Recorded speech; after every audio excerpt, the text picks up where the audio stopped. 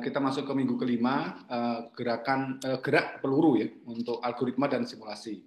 Seperti biasa, nanti hari ini kita akan ada beberapa yang harus mencoba mempresentasikan apa yang mungkin nanti sudah dikerjakan, sama sebut saja ya ada ini ya, ada semacam kesempatan bagi Anda untuk tidak ikut di apa namanya, di tugas besar yang pertama ya. Kemarin sudah ada 2 orang ya, seingat saya, 2 orang. Saya lupa data terkait dengan yang presentasi sebelumnya. Masih ingat nggak? Kalau yang yang model algoritma itu ada 2 orang yang presentasi siapa ya? Oh, yang presentasi pemodelan simulasi itu ada 3 orang, Habib, Agus, sama Yodra ya. Kalau nggak salah yang bagian terkait dengan algoritma itu ada juga yang maju ya 2 orang. Siapa ya kalau boleh tahu? Masih ingat nggak? Minggu yang lalu. 2 minggu yang lalu berarti ya. Modelan simulasi.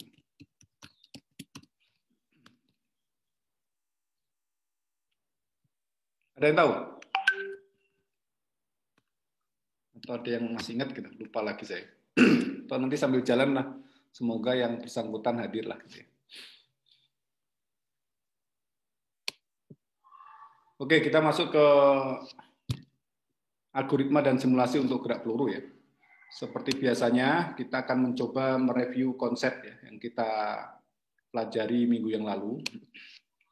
Jadi gerak peluru itu adalah pergerakan benda dengan kecepatan awal tertentu, di mana dia melewati suatu lintasan ya, parabola, di mana arah pada sumbu vertikalnya itu hanya dipengaruhi oleh gaya gravitasi. Ya.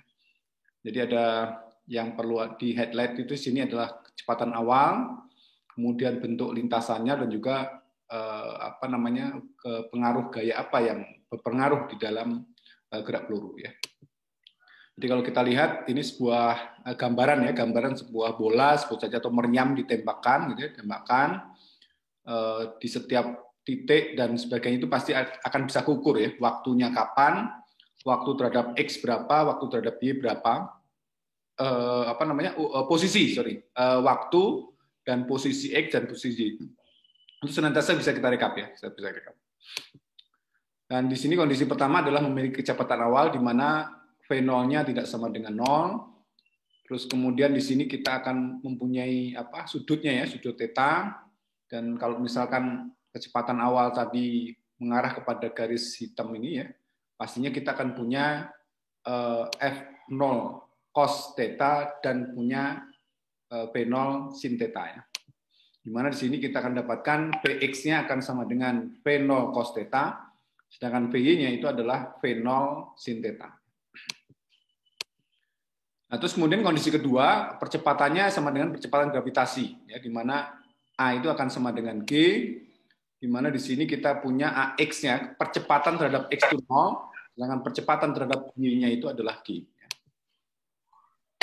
Asumsi awal di sini kita untuk kasus ini kita X0 dan Y0-nya adalah 0,0. Jadi kemarin sudah saya ceritakan kepada Anda bahwa kalau misalkan di atas ini gimana ya? Di atas ini gimana? Ya pastinya posisi X0 dan Y0 itu pasti tidak 0,0. Ya pastinya ya nggak tahu, kita bisa tentukan ya titik 0,0-nya, kemudian diarahkan kepada titik yang ada tadi ya, misalkan X0-nya sama dengan X0-nya 0, Y0-nya kan tingginya Y0 ya. Y0-nya itu sebut saja 100 meter. Jadi ini mungkin kalau kita lihat di strategi-strategi perang ya mungkin ya, kan ada penyerangan mendadak itu kan biasanya di antara 2 bukit gitu ya, di antara 2 tebing gitu ya, tebing kiri, tebing kanan, kemudian ada pasukan lewat di bawahnya, terus kemudian ditembak ya di situ biasanya gitu ya. Nah itu kadang-kadang cukup efektif itu ya, cukup efektif dan pastinya arah panahnya itu pasti ya kalau manah ke atas daripada manah ke bawah kan pastinya lebih banyak, kecepatannya pastinya akan lebih cepat yang dia di atas ya posisinya dan sebagainya. Sehingga kalau dalam peperangan seperti itu biasanya pasukan yang di atas tuh lebih cenderung menang dibandingkan dengan bawah ya. Seperti itu ya.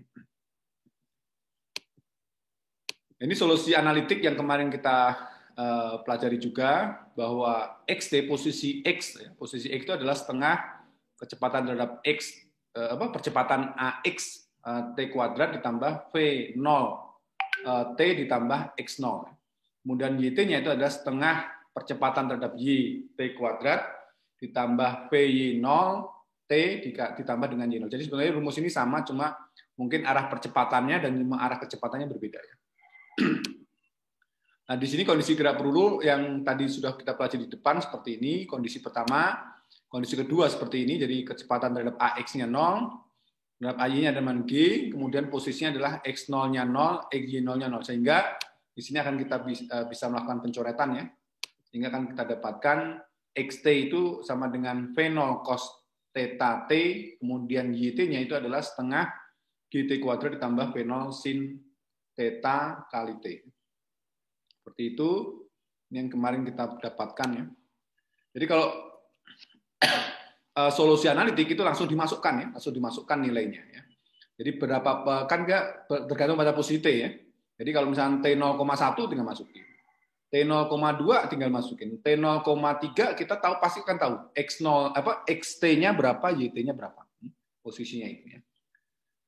Terus kemarin juga udah ini ya di kuis ada soal seperti itu.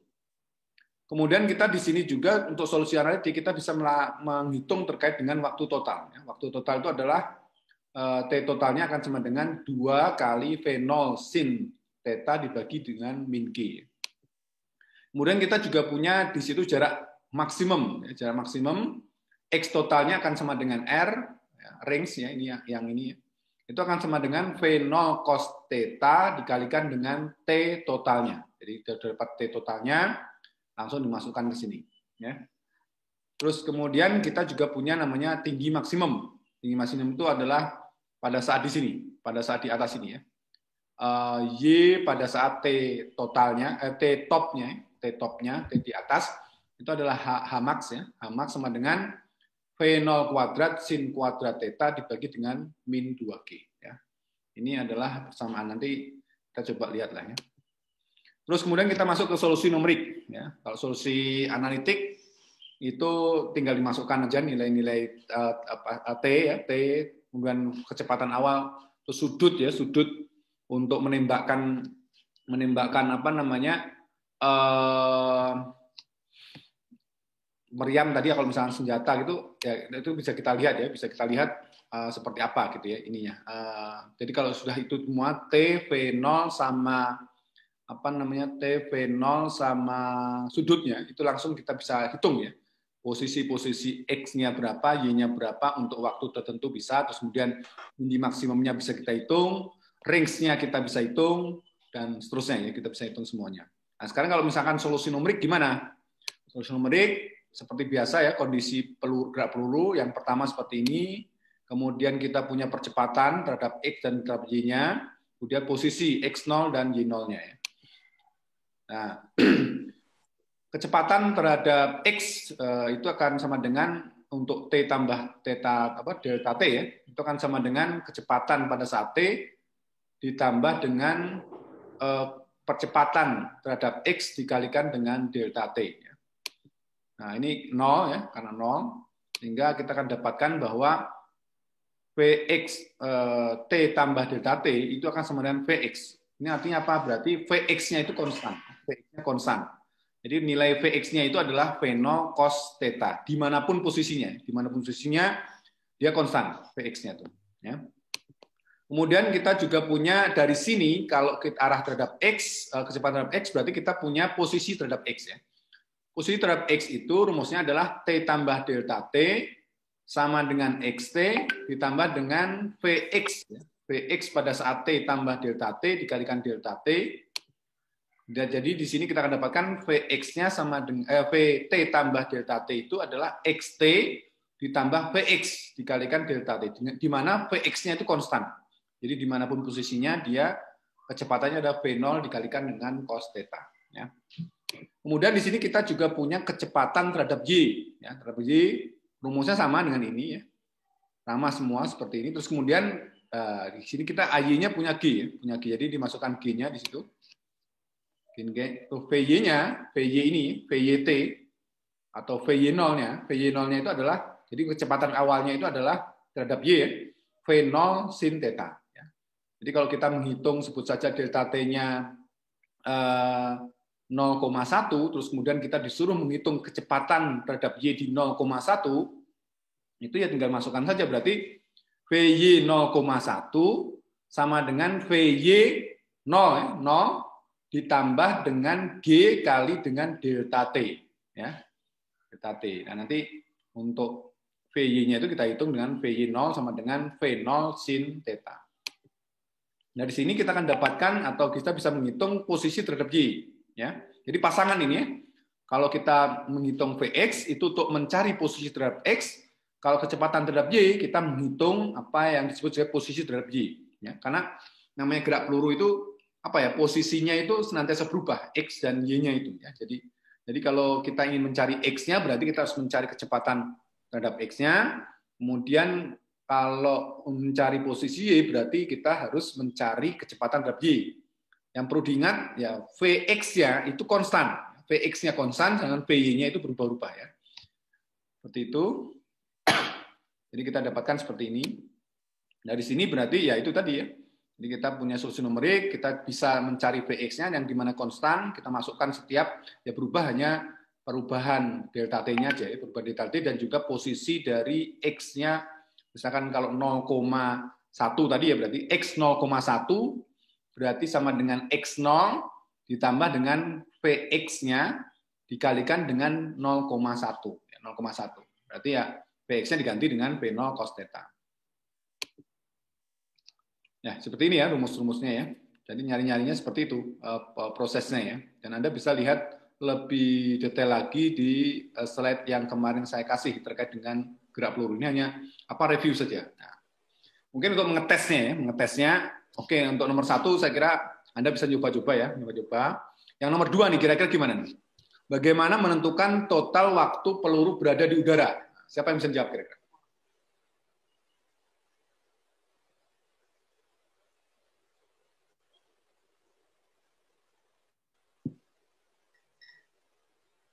Ya, bagaimana menentukan total waktu peluru berada di udara? Ada yang bisa jawab?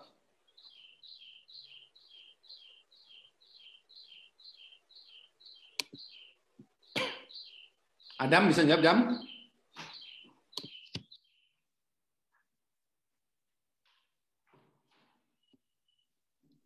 Adam Muhammad Irsad bisa? Ini yang numerik, Pak. Numerik ya, numerik. Pada saat ini Abid ya?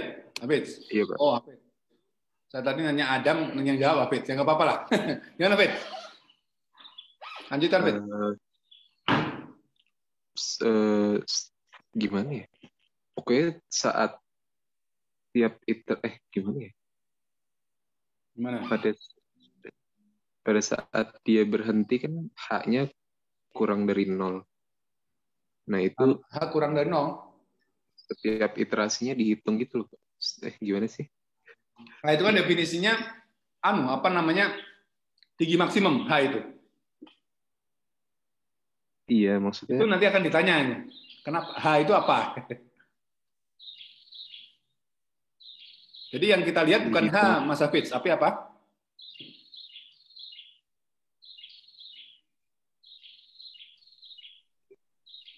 gimana? Ya, yang ditanya itu hubungan total waktu dengan H tadi apa?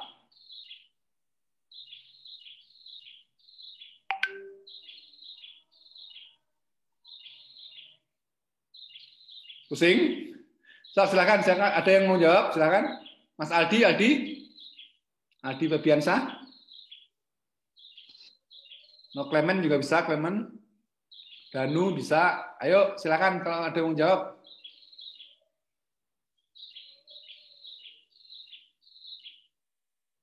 Menambahkan setiap Y-nya kali, Pak.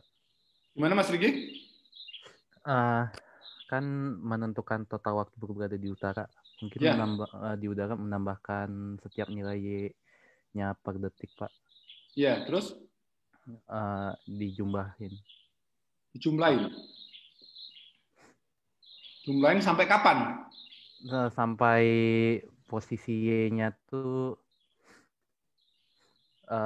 minus lebih kecil dari 0. Lebih kecil dari 0. Jadi kan tadi sudah saya bilang di depan kan bahwa setiap waktu itu setiap pergerakan meriam peluru meriam tadi itu kan senantiasa kita hitung X, Y dan T-nya ya. T-nya dibuat dari mana? Ya tadi T ditambah delta T, ya kan? Jadi penambahan delta T tadi yang kita hitung ya. Nah, pada saat kapan total waktu peluru berada di udara? Ya pada saat begitu dia menyentuh tanah ya. Untuk tanah artinya apa ya? Kita buat aja tadi misalkan X, kapan berhenti itu? Berarti Y-nya lebih kecil 0. Kalau Y-nya lebih kecil dari 0, maka kita bisa hitung terkait dengan waktu peluru tadi berada di udara. Jadi syaratnya pada saat posisi Y-nya itu lebih kecil dari 0. Nah, selama Y-nya tidak sama dengan 0, gimana? Nanti asal berlaku itu proses iterasi terus ya, sampai didapatkan Y-nya lebih kecil dari 0, kemudian proses berhenti. Kemudian kan pergerakannya kan pastinya T pada saat T1 itu akan sama dengan T0 ditambah delta T. Nah, itu penambahan delta T itulah menjadi waktu total tadi ya. Kemudian yang ketiga, bagaimana menentukan jarak terjauh peluru jatuh ke udara, ke darat. Jadi bagaimana menentukan jarak terjauh peluru jatuh ke darat. Nah, ada yang bisa jawab nggak?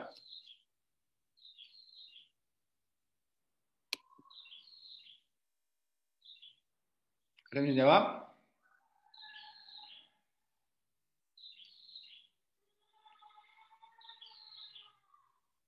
Zakia ada? Zakia Ainur Rohman ada?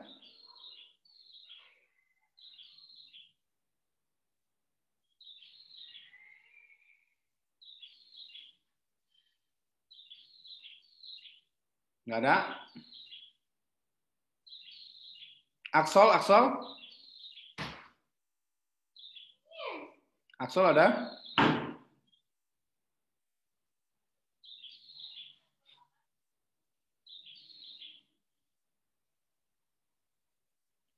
Ini pada nyalain terus tidur lagi jangan-jangan.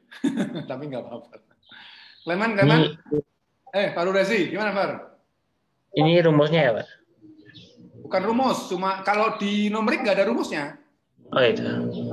Numerik itu nggak ada rumus, dia hanya merupakan data aja, pergerakan gitulah. Kapan jarak terjauh peluru itu jatuh ke darat? Jarak terjauh berarti kan range-nya atau nilai X-nya, X maksimalnya.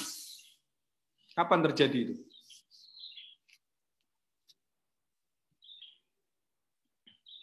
Kalau pendekatan numerik kan iterasi kan.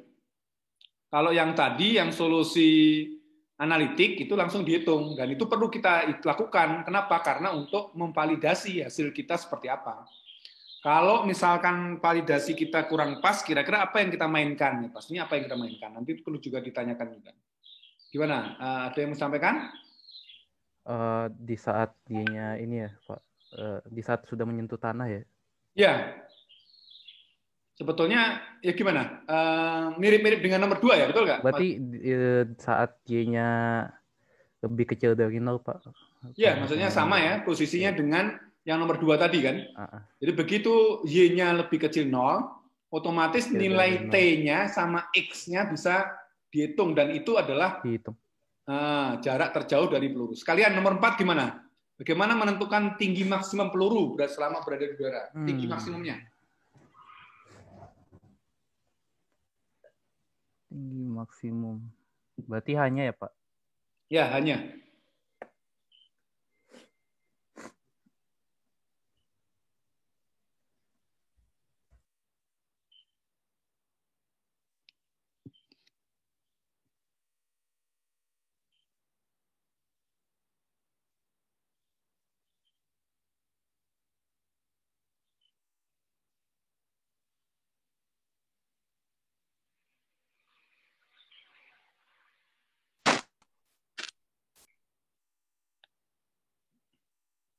Kapan nilai tinggi maksimum peluru selama berada di udara itu gimana cara mengukurnya?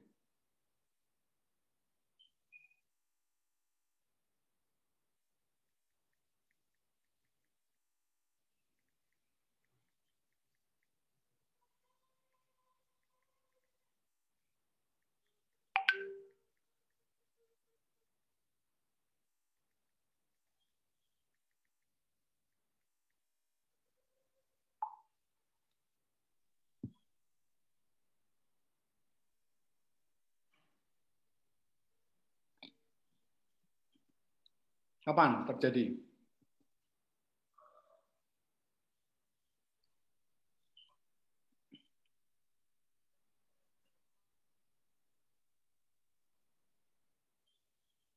Muhammad Diantara kayaknya mau ngomong, nggak jadi-jadi dari tadi. Ketika V-nya sama dengan 0, Pak. Ketika V-nya, V apa itu? VY. VY Kecepatan 0. arah Y. Iya. Kan tadi kalau misalkan kita hitung itu kan kita hanya punya data T, kemudian posisi X dan posisi Y. Gimana tuh, Mas Dwi? Jadi kita tidak mensyaratkan V0-nya juga, VY-nya, kecepatan arah Y-nya sama dengan 0 ya. Posisi di atas ya, di atas gitu ya, posisi di atas. Apa kira-kira yang tepat apa kira-kira? Ya, kan kita punya data kan, X-nya berapa, Y-nya berapa, T-nya berapa kan gitu ya. Yang Y maksimumnya berapa, itu yang menjadi tinggi maksimumnya gitu. Ya kan pastinya posisi Y itu kan apa ya, Y1, Y2, terus berarti narik ke atas terus kan. Kemudian pada saat Y di sini, itu kan pasti Y yang paling besar. Ya nggak? Nilai Y-nya paling besar, terus kemudian turun lagi, dia kecil lagi, terus kemudian mendekati 0.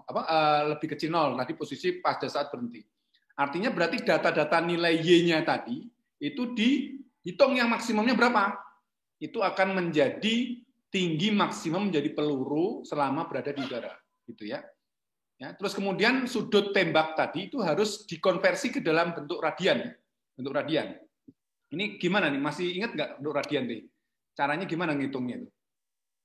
Jadi kan kita punya apa kalau di derajat ya, kita punyanya apa? 180 ya.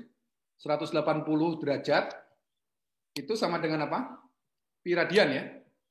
Pi ya, pi radian. Pi radian. Radian.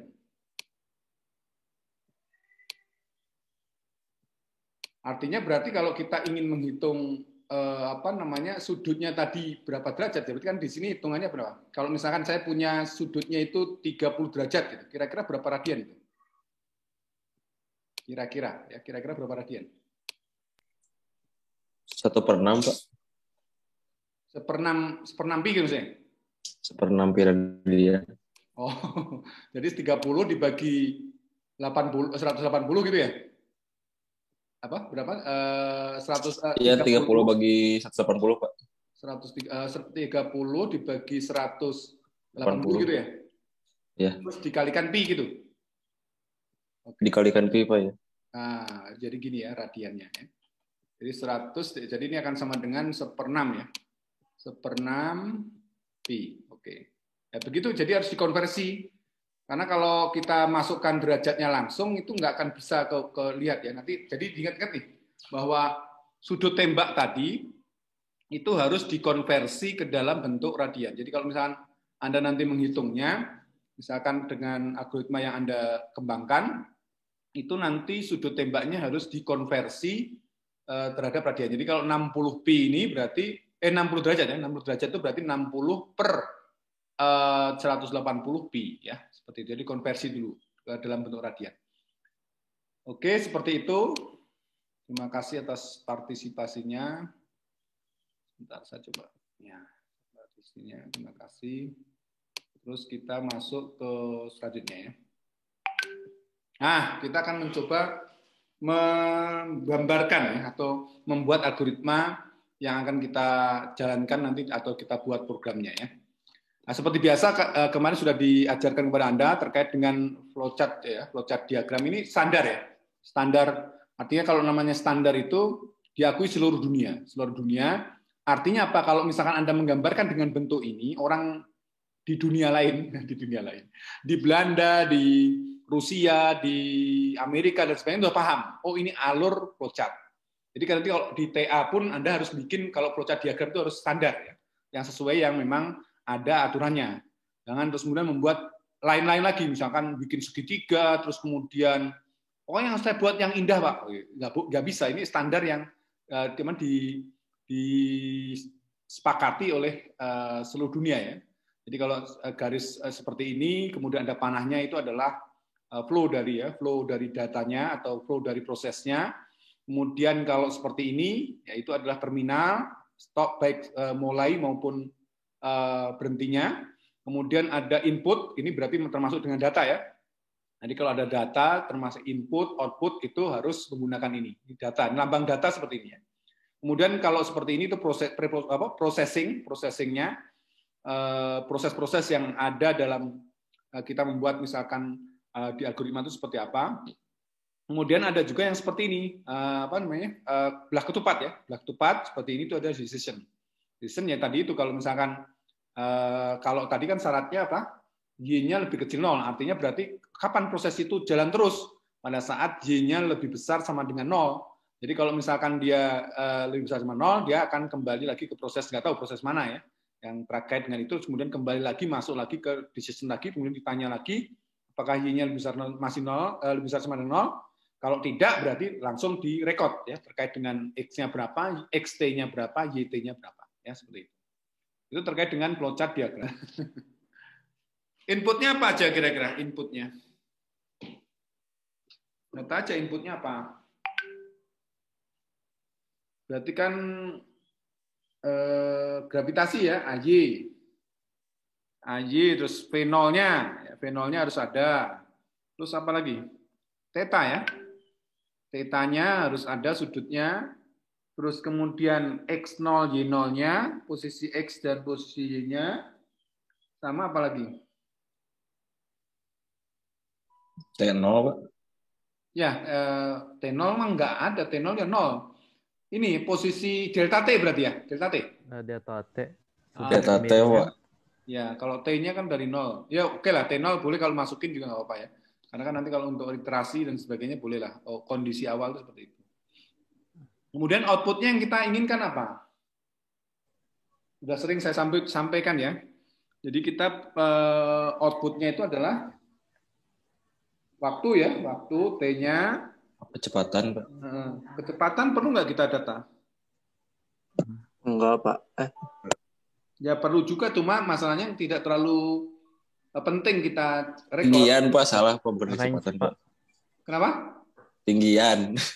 Kok ketinggian? Bukan, posisi X dan Y-nya berarti. Posisi X yang terakhir ya, Pak. Jadi yang kita inginkan, kita data cuma T, XT, dan YT saja. Terus kemudian stopping kriterianya apa kira-kira yang kita ini? Y lebih besar daripada 0, Pak. Lebih kecil dari 0. Okay. Nah, validasinya apa? Validasinya?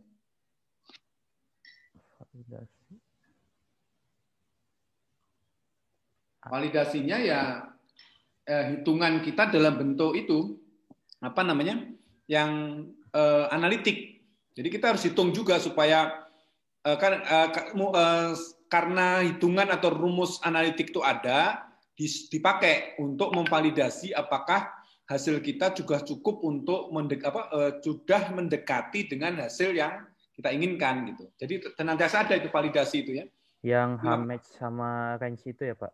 Ya, yang apa? Yang pakai rumus yang di depan tadi yang kita sampaikan tadi, rumus analitik tadi.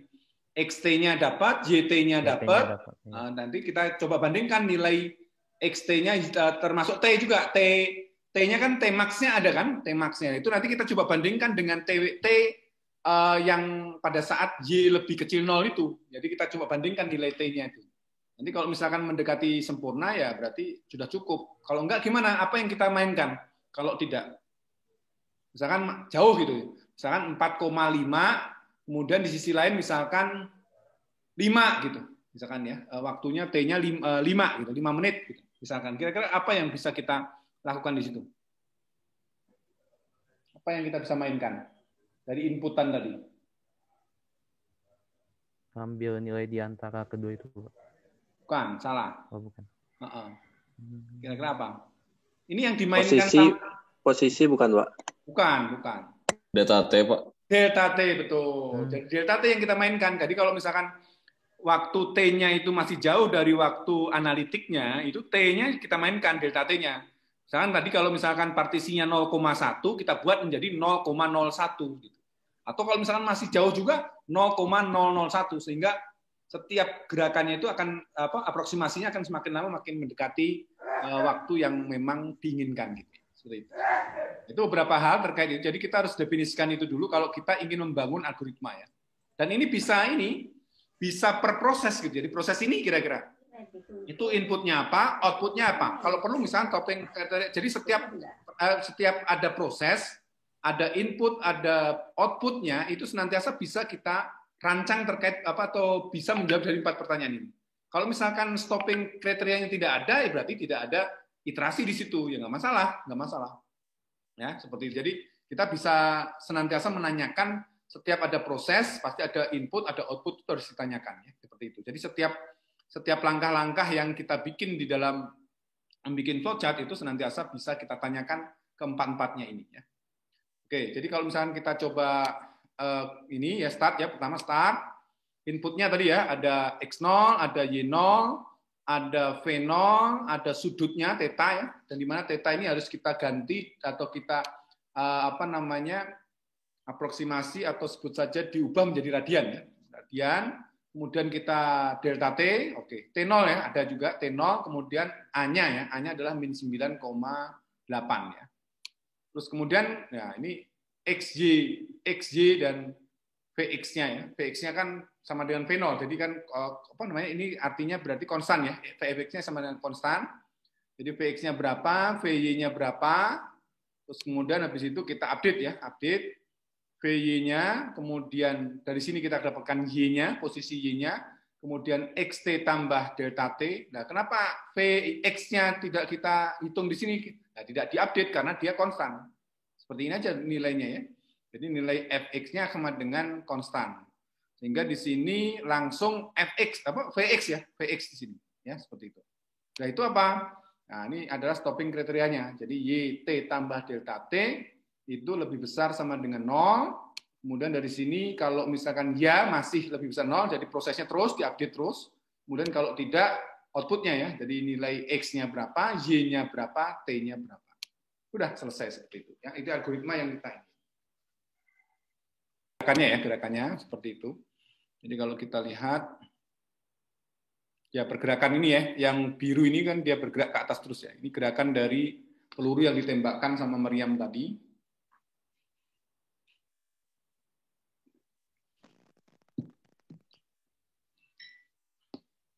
Pergerakannya ya.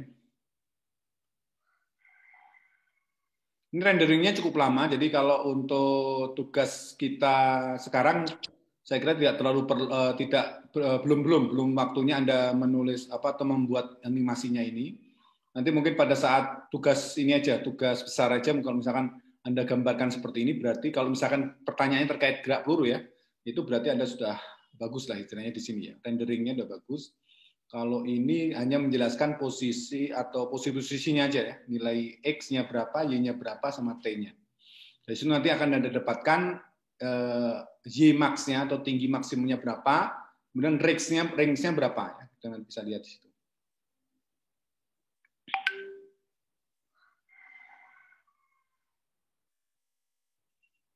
Nah, ini contoh animasi terkait dengan gerak peluru.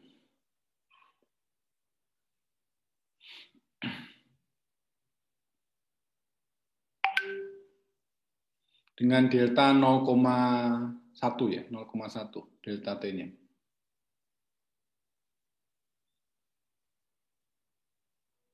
Ya, sampai situ ya. Ini sedikit contoh bagi Anda terkait dengan animasi. Terus kemudian ya seperti biasa inisiasinya ya, mengimport NumPy dan juga matplotlib.pyplot. Kemudian inisiasinya ya, X-nya 0, Y-nya 0, V0-nya 20, sudutnya 60, kemudian sudutnya dirubah jadi radian. Jadi sebetulnya ini dibagi 180 nih juga sama ya. Ini, tapi ini Anda lihat nih dibuat ya mungkin lebih ini ya. Angelnya dibagi dengan 360 dikalikan dengan 2 dikalikan dengan pi ya. Pi, kemudian G-nya min 9,8, T-nya 0 dan DT-nya 0,1. Kalau Mas Yoga tadi DT-nya berapa Mas Yoga? Sama Pak, 0,01 juga. 0,1 juga. Kok Yoga? Yodra. Sama Pak. Bukan 0,1 bukan ya? Bukan. Beneran, coba cek.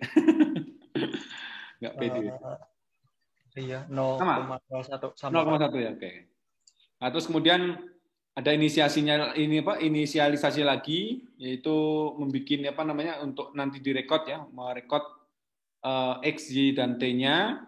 Kemudian ini adalah rumus kecepatan untuk X dan Y. Ya. Rumusnya seperti ini, kemudian dimasukkan angle dari rate-nya tadi, radiannya, nilai radiannya. Terus kemudian solusi numerik ya, solusi numerik sama ya rumusnya, saya kira tidak tinggal ditulis saja. Numerik ya, numerik ini berarti ada ini ya, VY-nya, VX-nya didefinisikan di mana? Oh, VX-nya di sini ya, VX-nya di sini, VY-nya yang berbeda ya, karena bergerak dia sesuai dengan itu. Kemudian dan seterusnya ya, seperti ini disimpan. Terus kemudian ini adalah terkait dengan ini juga ya, penyimpan juga nih ya, numerik total time-nya, range-nya, dan juga ketinggian maksimumnya.